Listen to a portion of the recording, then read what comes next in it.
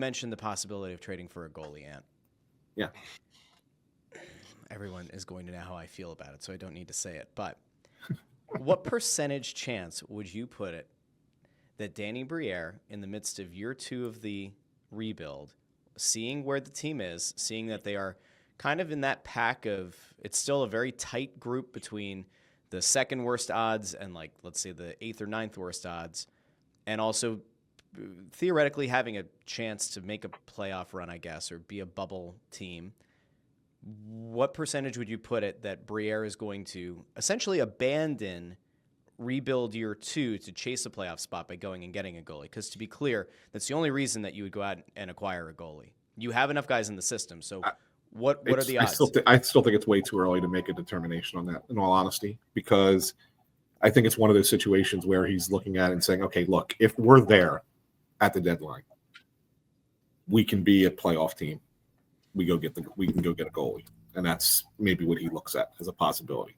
You still got a ways to go before you get to that. You still got to play another 12 games. Yep. And if you're chasing, if you're still 4 points out at that point, you're probably not doing it.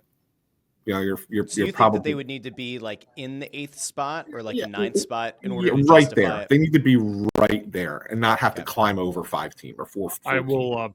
I'll never forget Gar Snow when he was GM of the Islanders. This is going back like 15 years ago. They won like something like 9 out of 10 games at some point in the schedule, and they were behind. Like they were like where the Flyers were, let's say, right? And I remember he told me, he goes, "Yeah, we made up like 2 points." That's exactly what he told me. That's how hard it is to cover ground when you're down. So, you know, the problem is with the Flyers is that they do play a very good team game. Like they come at you in waves. They're defending up the middle of the ice. They're doing a great job defensively in their zone.